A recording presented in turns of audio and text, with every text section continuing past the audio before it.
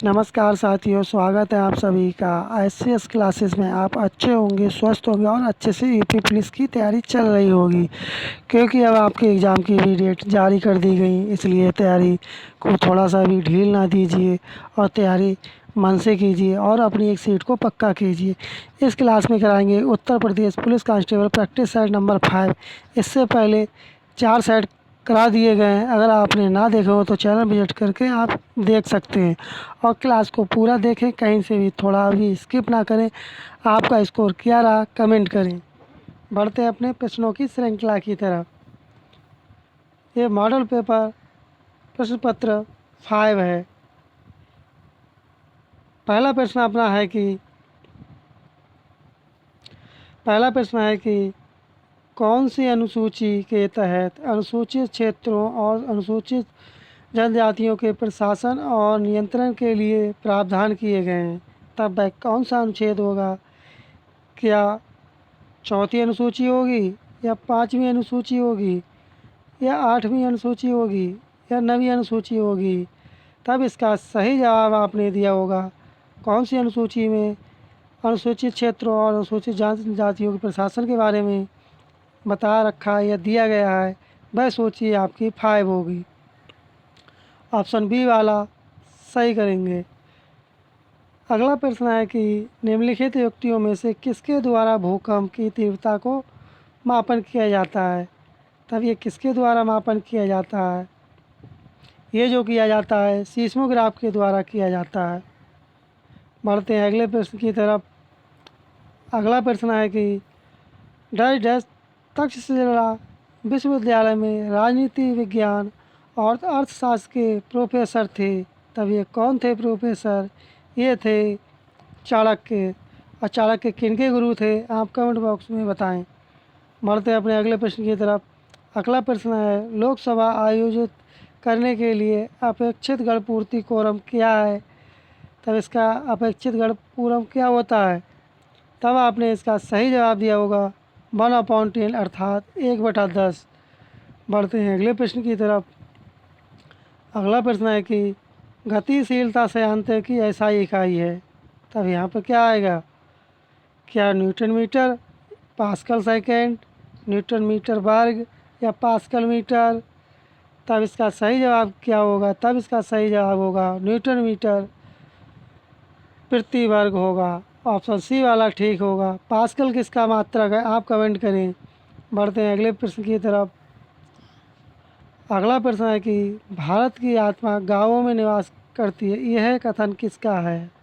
तब ये किसका कथन है? ये जो कथन है महात्मा गांधी का है। ऑप्शन डी वाला सही हो जाएगा। बढ़ते हैं अगले प्रश्न की तरफ।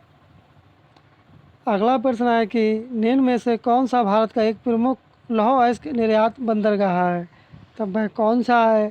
वह है मार्मू गोवा बंदरगाह। ऑप्शन बी वाला सही करेंगे। बढ़ते हैं अगले प्रश्न की तरफ। अगला प्रश्न है नोबेल पुरस्कार किस क्षेत्र में नहीं दिया जाता है? क्या साहित्य के क्षेत्र में नहीं दिया जाता, या भौतिकी, या रसायन, या जीव विज्ञान? तब किसके क्षेत्र में नोबेल पुरस्कार जो हैं वे नहीं दिए जाते हैं? आपको ज्ञात होगा कि साहित्य के भी क्षेत्र में दिया जाता है, भौतिक विज्ञान के भी क्षेत्र में दिया जाता है, रसायन के क्षेत्र में भी दिया जाता है, लेकिन जीव विज्ञान अर्थात बायोलॉजी के क्षेत्र में नहीं दिया जाता है। इसलिए ऑप्शन सी वाला इसका सही हो जाएगा। अगला प्रश्न है उत्तर प्रदेश स्टॉक एक्सचेंज निम्नलिखित में से किस शहर में स्थित है? तब ये किस शहर में स्थित है? ये जो स्थित है कानपुर में स्थित है। कहाँ स्थित है? कानपुर में स्थित है। साथियों, आपको क्लास कैसी लग रही कमेंट करें, और आपने वीडियो को लाइक ना किया हो वीडियो को लाइक कर दें और चैनल को सब्सक्राइब कर दें, जिससे आपको समय समय पर नोटिफिकेशन प्राप्त हो सकें। अगला प्रश्न है निम्न में से कौन सी रचना रविंद्रनाथ टैगोर द्वारा संगीतबद्ध नहीं की गई है? अर्थात ऐसी कौन सी रचना है जो रविंद्रनाथ के द्वारा संगीतबद्ध नहीं की गई है, और बकाया जो 3 दे रखी हैं वो संगीतबद्ध की गई हैं? तब वह कौन सी रचना है? चित्त जे था भय शून्य ये है, कदम कदम बढ़ाए जा, एकला चलो रे हमार सोनार बांग्ला, तब कौन सी है जो कि रविंद्रनाथ टैगोर जी की नहीं है? तब वह कौन सी होगी? आपका बी वाला ठीक हो जाएगा, कदम कदम बढ़ाया जा। क्या होगा? कदम कदम बढ़ाया जाए। बढ़ते हैं अगले प्रश्न की तरफ। अगला प्रश्न है कि अगले प्रश्न में दिया रखा है, अगले प्रश्न में सूची फर्स्ट को सूची सेकंड से सम्मिलित करना है। क्या करना है? सूची फर्स्ट को सूची सेकंड से सम्मिलित करना है। सूची फर्स्ट में दे रखी हैं फसलें और सूची सेकंड में क्षेत्र या देश दे रखे हैं। रबड़ का संबंध कहाँ से है?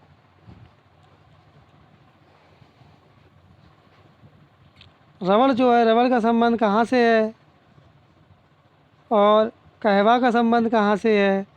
और जैतून का संबंध कहाँ से? और गन्ना का संबंध किस देश से है? तब क्या होगा इसका सही?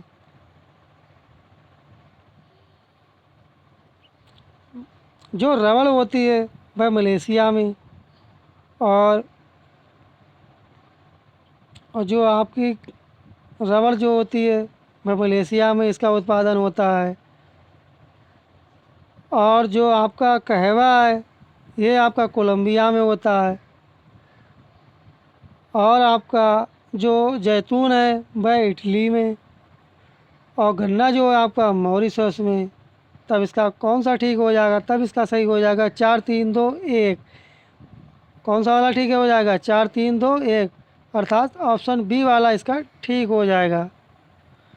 बढ़ते हैं अपने अगले प्रश्न की तरफ।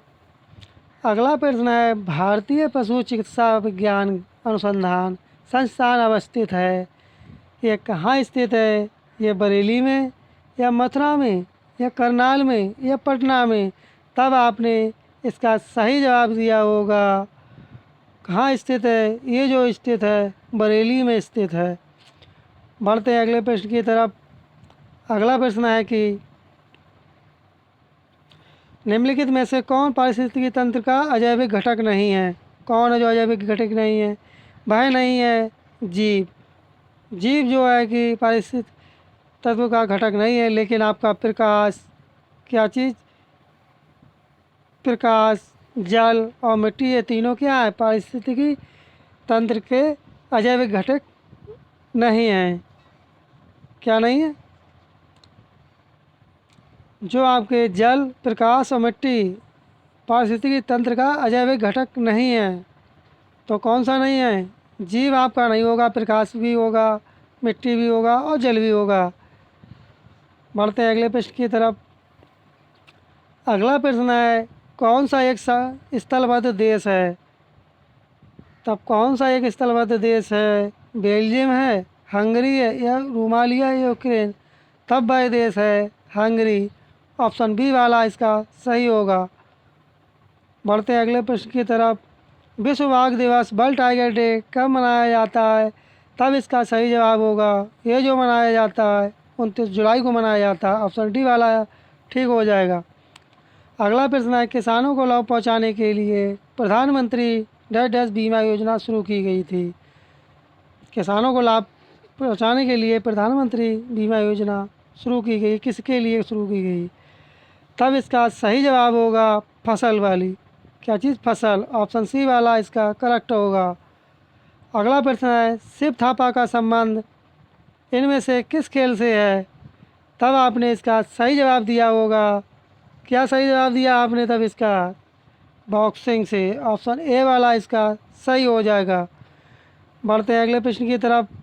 अगला प्रश्न है साथियों, अगर आपने चैनल को सब्सक्राइब ना किया हो, चैनल को सब्सक्राइब कर दें और वीडियो को लाइक कर दें।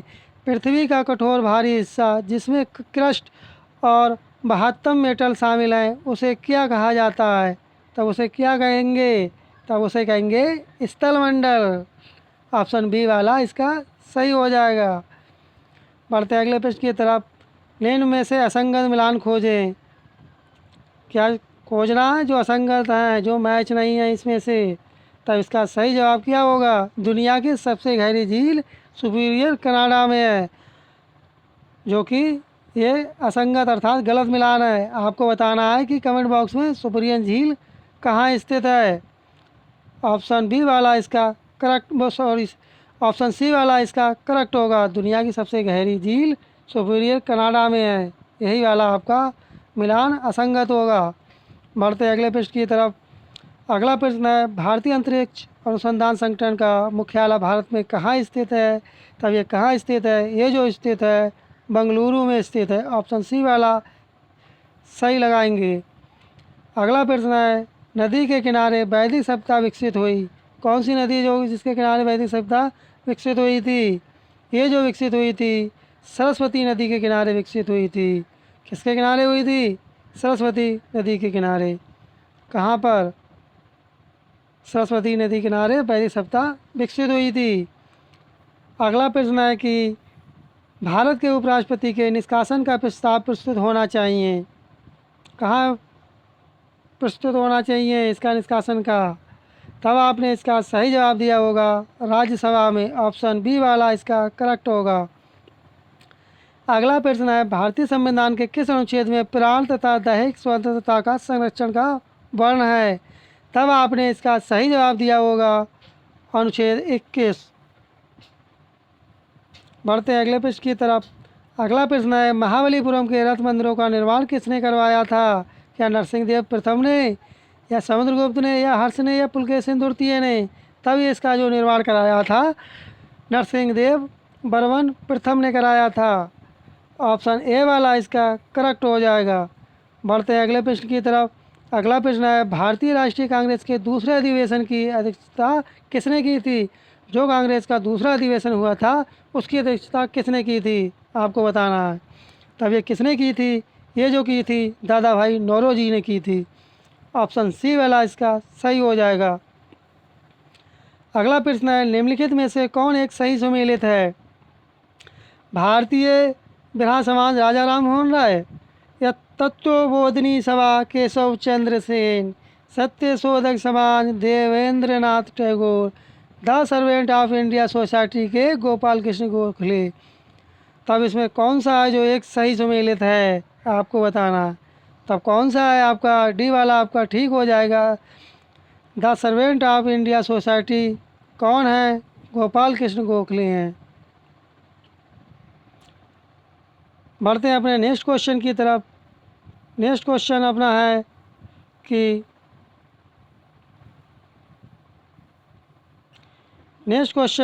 कि लॉर्ड मैकाले संबंधित हैं। क्या बताना? लॉर्ड मैकाले संबंधित हैं। लॉर्ड मैकाले संबंधित हैं, वे किससे संबंधित हैं? सेना के सुधार से, सती प्रथा की समाप्ति से, अंग्रेजी शिक्षा से, या स्थायी बंदोबस्त से?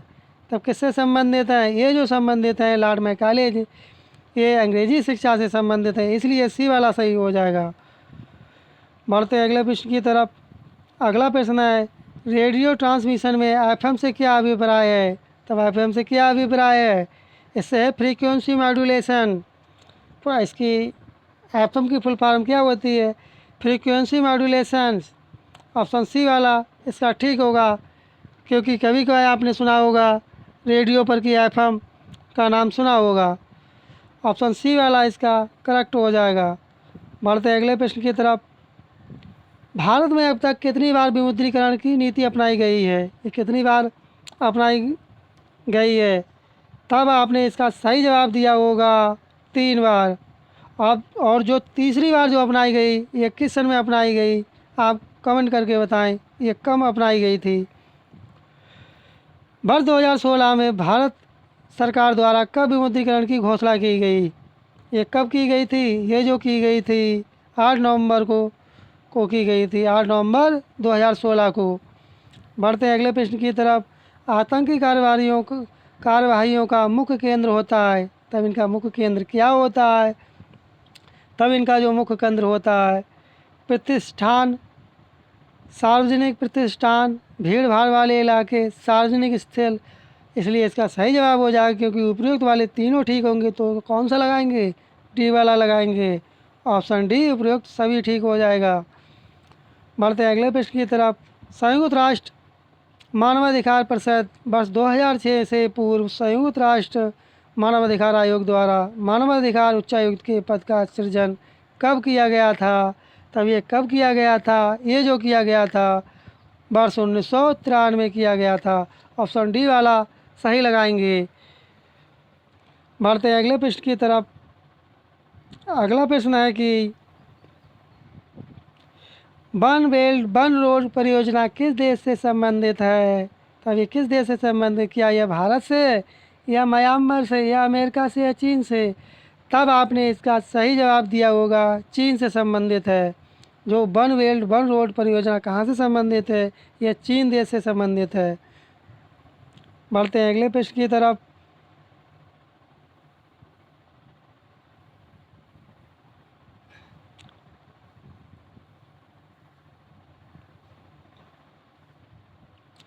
साथियों, आपने चैनल को सब्सक्राइब ना किया हो, चैनल को सब्सक्राइब कर दें और वीडियो को लाइक कर दें, जिससे आपको समय समय पर नोटिफिकेशन प्राप्त हो सके।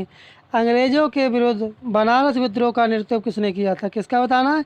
बनारस जो विद्रोह हुआ था उसका नेतृत्व किसने किया था? भाई, जो नेतृत्व किया था राजा चेत सिंह ने किया था। कहाँ का? बनारस का। बढ़ते अगले प्रश्न की तरफ।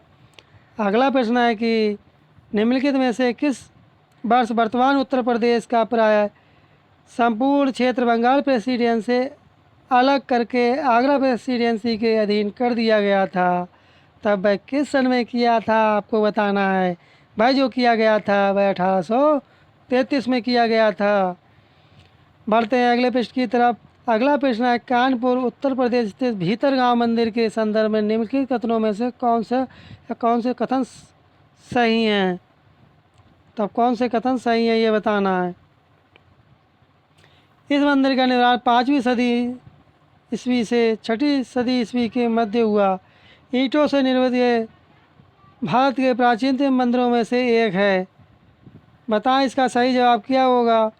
तब आपने इसका सही जवाब क्या दिया? क्योंकि जो भीतरगांव मंदिर स्थित है, जो कि भीतरगांव कहाँ है? ये जो है कानपुर में स्थित है। इस मंदिर का निर्माण 5वीं सदी ईस्वी से 6वीं सदी ईस्वी के मध्य हुआ था। ये करेक्ट है।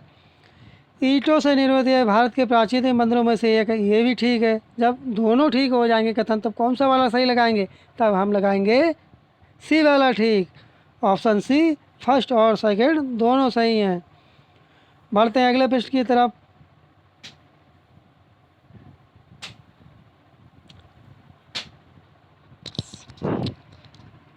साथियों, आपको क्लास कैसी लगी कमेंट करें, और आपका कोई सजेशन या फीडबैक हो कमेंट करें। और आपने चैनल को सब्सक्राइब ना किया हो, चैनल को सब्सक्राइब कर दें, वीडियो को लाइक कर दें। मिलते हैं नेक्स्ट वीडियो में, तब तक के लिए धन्यवाद। जय हिंद, जय भारत।